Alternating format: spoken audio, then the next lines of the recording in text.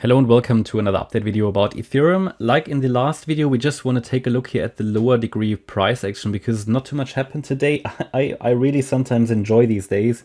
After a lot of impulsive movement, just a little bit of quiet time, sideways movement, not a problem. But if it gets more than like 3 days of sideways, it's getting boring. But then again, you know, it's not an action film that we're watching here. You know, we're watching the charts. And impulses and corrections are part of the game. So yeah, no change really, but I want to outline the two possibilities that we have, in my opinion, for this decline to the downside.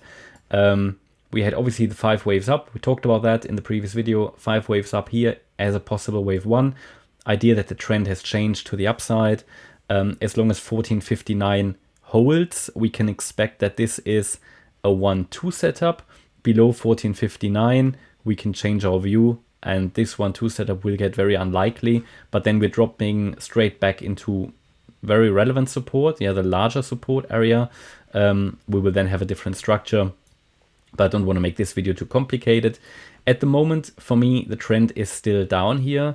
I said in the previous video that the move up of that, or this kind of rally that started from 1610, it's larger than what you would expect in a normal ABC correction. So we already put the WXY on the screen because that's a very relevant count. Here, the 3 waves down off the high, possible wave W. The so far 3 wave move to the upside here in an X wave, but that can go a bit higher, possibly into resistance here, into the red zone between 1698 and 1747. And then a Y wave to the downside, which would also be in 3 waves. So that's actually my preference, the way this behaves at the moment. We had 3 waves down. We possibly get this correction to the upside in an X wave into resistance. The X wave shouldn't really go above 1747. Above that level, we have to consider a different scenario. We're going to talk about that now. And then, the Y wave down. I'm still looking ideally at a drop into that yellow support area. That hasn't changed. Ideally into the region between 1575 and 1459, which obviously key levels at 1575, 1527 and 1459. If we see quite a strong move to the upside, so if it now starts to rally and it breaks above 1747, then we have 2 more. Well, then we have this scenario that either it could have bottomed already. I would still find that unlikely. But if it's an impulse that's starting, then I have to assume it bottomed. If it's looking corrective and it breaks above 1747, then we have the situation that this might have been an A wave, overshooting B wave, or at least a high B wave, and we come down then. In an ABC, you can count that as an ABC with a 3 wave structure in A.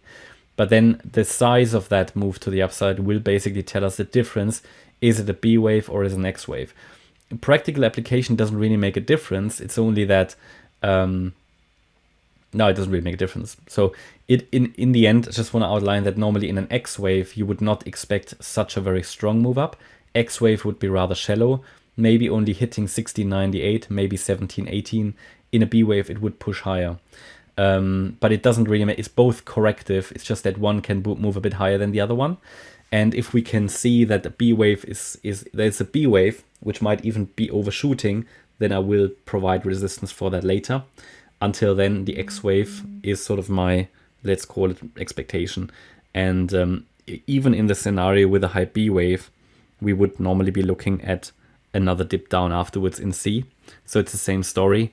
The only thing is the higher we go in a corrective rally. So if it's an overshooting B wave, the C wave which comes out afterwards, the white C wave here, let's say we overshoot quite a bit, then the C wave might not make a low below the A wave low, and then it will just end higher. But we can take it, when we get there, we'll cross that bridge when we get there. For now, these are the 2 possibilities. For me, I still prefer downside. That hasn't changed, especially as the movements of the lows so far are corrective. But obviously, at some point, especially if the move up starts to become impulsive, we have to consider that a low has already been made.